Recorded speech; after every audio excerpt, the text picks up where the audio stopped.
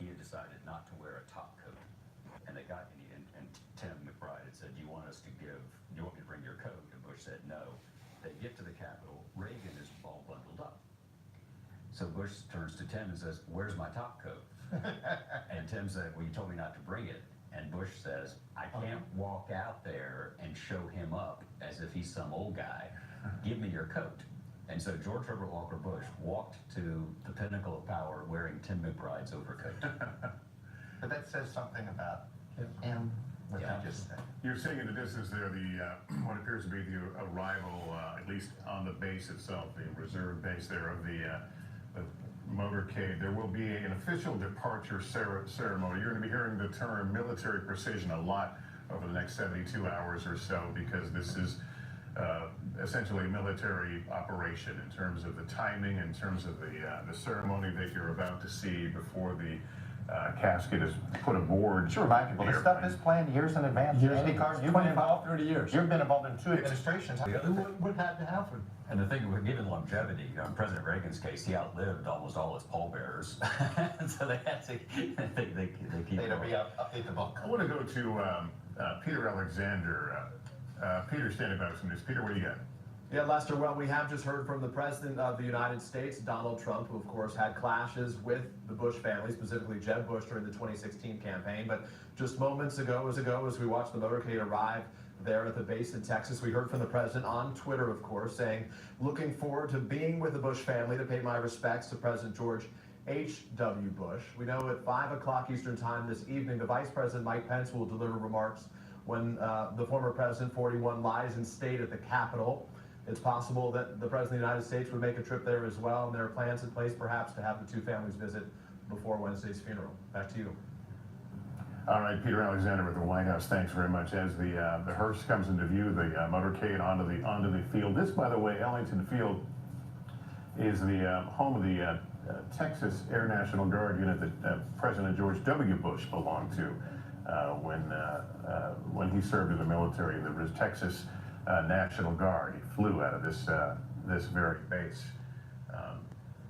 The ceremony will be fairly brief compared to what is planned for later in the week, but there will be an official departure ceremony. We don't believe any remarks, but we will see the family. A good number of family will actually be boarding that Air Force VIP aircraft for the trip to Washington, D.C., and then we will see another ceremony and a procession when they arrive in Washington this afternoon, and the former president is taken to the Capitol to lie in state. Let me go back to Tom Brokaw as we await the procession to make its way to the aircraft. Tom, some other thoughts? One of my thoughts is, obviously, by the way, it was President Ford, not President Nixon, who put George Bush in the American embassy in China. But George Bush's presence in Texas and his involvement in the Republican Party delivered a great dividend to this country. He persuaded his tennis partner, Jim Baker, to leave the Democratic Party and become a Republican. And he became Secretary of State. He became White House Chief of Staff. He's highly regarded as the gold standard in all the jobs that he had. And on President Bush's final day, Jim Bush was at his side 3 different times. It was a relationship and a partnership that I was privileged to see up close and personally. And Baker told the story on himself. He would say, I would go to the president and say, look, I don't think we ought to be doing this in this way. And the president would look at him, at his old friend, and say, remind me, Jim, am I the president and you're the advisor? I think I'll make this decision. So they had that kind of a relationship that John Meacham knows very well, in which they were at ease with each other. But the sum of their parts was greater than just the individual parts, I think it's fair to say. You know, it made me think, Tom and John, you know, look, there's always a little bit of competition between Reagan and Bush. But let's be realistic. Bush wouldn't have been Bush without Reagan, but Reagan wouldn't have been Reagan without Bush and Baker. Exactly. I mean, let's be honest. Bush brought to Reagan, the most important thing he brought to Reagan was Jim Baker. But it wasn't just Jim Baker, right, John? Exactly right. There are wonderful turning points where things could have gone differently. One was in the early 1960s when Texas billionaires came to Bush and wanted him to leave the Republican Party and run as a Democrat. So that's one that didn't happen. And Jim Baker desperately trying to get a very competitive George Herbert Walker Bush to drop out of the 1980 presidential race before Bush wanted to, because he knew that the Reagans needed to see that Bush could be a team player. Right. And both President Bush, H.W. Bush, and 43 have said to me that neither one of them would have been president had Ronald Reagan not made that call on the Wednesday night of the convention to put Bush on the ticket. The president's hearse has now arrived at the aircraft. Anita, let me bring you in here as we await the family to be escorted alongside the casket. Well, this is clearly the most poignant, I think, for all of us to actually be seeing this. There have been a lot of emotional moments just in different pictures and things that have been released. Okay. Yeah, we'll watch here now as this ceremony begins. Sure.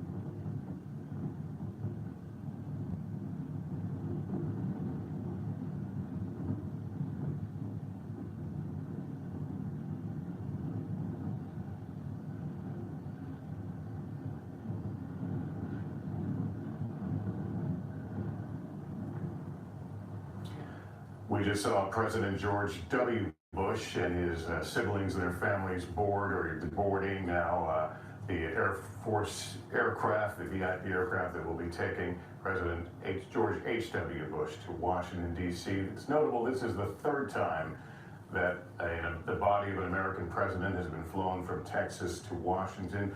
President Kennedy, of course, in '63, President Johnson in '73, and now the 41st President of the United States. As we noted, a simple departure ceremony, the family boarding through the passenger door to greet the body of George H.W. Bush as it is placed on board the aircraft. As we noted, this is part of the fleet normally used as Air Force One, in this case, SAM-41 as it's called sign today, Special Air Missions. Agents, as Andy knows, that George H.W. Bush affectionately called his Secret Service agents the Marshals, that they are the ones, you know, with him. Those are the things that they talk about, honoring the people who serve and who serve them so beautifully. You know, Anita, I get the sense that they truly understood they were custodians. Yes. Without a That doubt. they were not royalty, they were custodians to the nation. Temporary custodians of incredibly important, it was a privilege, important positions where they could serve the nation in the time that they had and continue, you know, to serve as private citizens in the afterlife, as George W. Bush calls it, and as H.W. Too, and Barbara Bush, how much they devoted their time in the post-White House life and raised incredible amounts of money for all kinds of charities and things that they cared about. That was part of their custodianship of being good citizens, and they were example to all of us. And we're looking some of the crowd that had gathered there has gathered for this send-off. The aircraft has now been loaded. This Air Force VC-25, it's the military version of the Boeing 747 about to depart with the close family, 7 about to depart with the close family and the president himself for the about 3.5-hour journey to Washington, D.C. And then, of course, he will be returned later this week to Houston. Gabe Gutierrez is there on the ground at Ellington Field. Give us a sense of the color from what you could see there. Hi there, Lester. An extremely powerful moment when President Bush's casket was removed from the hearse. Hail to the Chief was played, and you can see the friends and family with their hands over their hearts as that casket was loaded onto the aircraft. Such a powerful scene here at Ellington Field, and it started from earlier this morning when we saw a beautiful sunrise behind this aircraft, and certainly this is an entire community that is paying its respects to the 41st President of the United States. Also, his dog Sully was among the friends and family as they boarded the aircraft, Special Air Mission 41. Of course, his dog Sully, according to his family spokesman, will now end up spending his time with veterans at Walter Reed. So now, as this journey continues on to Washington, here in Texas, we are awaiting some of the commemorative events later in the week. But Lester, I can tell you, from being right here, seeing the 41st President of the United States loaded onto this aircraft, extremely powerful few moments here at Ellington Field in Houston. Lester. Yeah, hard not to be choked up at some of those moments as the family stood by and watched the casket taken out of the hearse and on board that airplane. We want to look ahead. The aircraft will be departing here shortly. We expect it to land in the Washington, D.C. area at Joint Base Andrews around 3:30ish Eastern time today. Let me go to Casey Hunt. She's at Capitol Hill right now. Casey, give us a sense of what we can expect later in the day.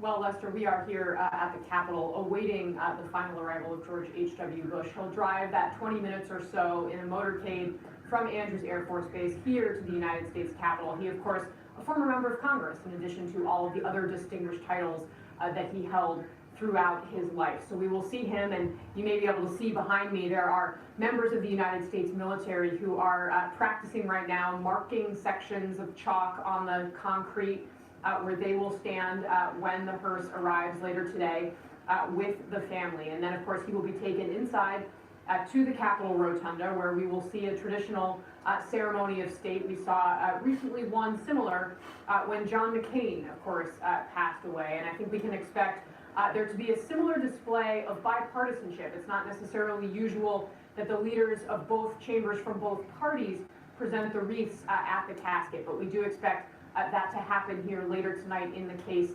of George H.W. Bush. And I think that really makes a statement that this Congress wants to send in a time, of course, that we are living in of such division.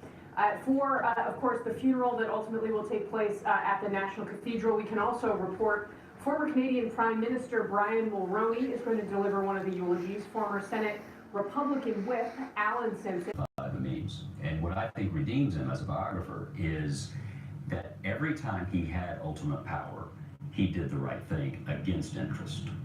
Yeah. Let me bring in Tom Brokaw. Tom, what do you remember from that yin and yang of the '88 campaign and then the presidency of George H.W. Bush? Well, it was a very tough campaign, and he had on his side some of the toughest players, including Roger Ailes, obviously. And Ailes once told me a story when they were in some trouble against Michael Dukakis, that he went to the president and said, "We got to get tougher," and he was the vice president at the time. "We got to get tougher on Dukakis." And George Bush said, "I'm not sure I want to go there." He said, "Mr. President, Mr. Vice President, we're not going to win unless we get tougher." And Ailes said, finally he said to him, "Okay, but don't tell Barr." That was Barbara, his wife. He didn't want her to hear that they were about to unload on him. And of course, they did get a lot of tougher on him. And depending on your point of view, you know, that was a campaign that was, on both sides, very difficult indeed. But between Lee Atwater and Roger Ailes, you know, they only played one game, which is down, hard, and bare-fisted. I had the honor of meeting President George H.W. Bush one time. I was a local anchor in Chicago. It was a few days before the election in '92, and they were having local reporters do quick, interviews with him. And it was aboard Air Force One, flying between Detroit and Newark. And I remember making some uncomfortable, nervous joke about, well, if I knew the plane was so nice, maybe I should run for president. And I remember he laughed at me and kind of looked and said, something to the effect, "You can have it." I mean, at that point, he seemed to have accepted his fate. I think this was about 3 days before the election. Very much so. The presidential diary, and he dictated 2, 3, 4 times a week into a tape recorder.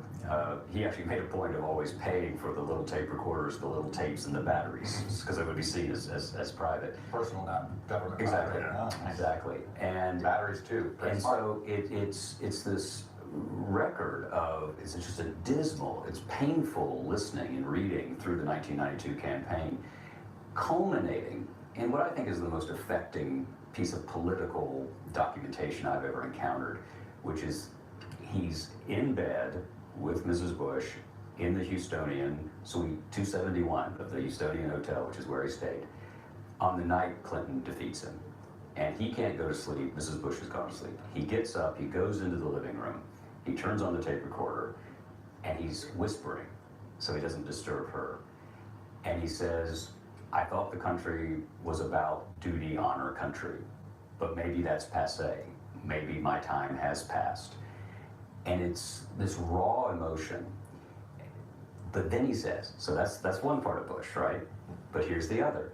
Then he says, "Finish strong, be kind to people, be positive, write notes to everyone, make this a great transition. This is a wonderful country." He unloaded therapeutically, talking to himself. He didn't talk to, he never whined to other people. He hated that. He hated the idea that the president said it was the loneliest job. He said, "You're just damn lucky to be there." So he always, to go to Chuck's point, he always had that sense. So he unloaded. He told his diary that sort of what he was feeling as he lost the most powerful office in the world. But then he said, "Tell the truth, be strong." The next day, he's driving with his son Marvin in the motorcade from Andrews to the White House, and a young soldier salutes as he goes by, and he dissolves into tears because he thought, "I hope I haven't let that soldier down." This is, we've lost John McCain this year, lost Bush 41. Is this a time of reflection for this country, where we've been and where we are. I think it is, and I certainly think it's a time for reflection politically within the Republican Party, as you think about two of these pillars of the Republican Party that were in some ways ostracized. Sure. I mean, let's be realistic, right? Trump's election sent the message that the Bushes are no longer supposed to be around this Republican Party, and frankly, you either, John McCain, right, at the time. Signed for this very special flight from the Houston area, Ellington Field, to Washington, D.C. now. Departing for that 3.5-hour journey here to Washington, D.C., where there will, of course, be an arrival ceremony at Joint Base Andrews this afternoon. And the body of Bush 41 will be brought to the U.S. Capitol just behind us, where he will lie in state.